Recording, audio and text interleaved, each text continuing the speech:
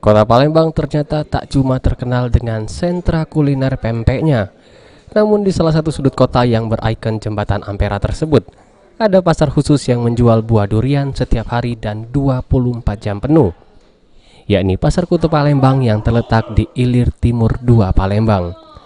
Salah seorang penjual durian mengaku di saat musim durian seperti ini, pengunjung yang datang guna menikmati langsung buah durian, dan dalam satu hari bisa mencapai ratusan pembeli.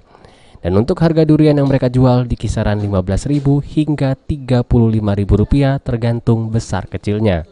Ia menambahkan pembeli yang datang biasanya mulai ramai, mulai dari jam 7 malam hingga jam 12 malam.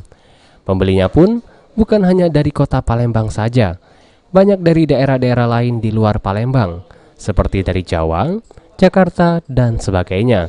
Bahkan, ada turis dari luar seperti Singapura dan juga Korea. Ya, sinilah sudah minimalnya sudah agak murah lah, terjangkau pembeli. 30, 100, Selawi, 20, ada 15. itu yang kecil, Pak. Ya. Kalau yang besar, Pak? Yang besar 35. Peminat itu baik sekali. Dari Jawa, dari Jakarta, ada kalau. Angkot dari Korea lah. Ada juga. Dalam sehari bisa berapa ini pembelinya? Pembeli? Beribu lah. Beribu lah. Ini kalau di daerah sini duriannya sekitar 8.000. Heru Wahyudi, PAL TV.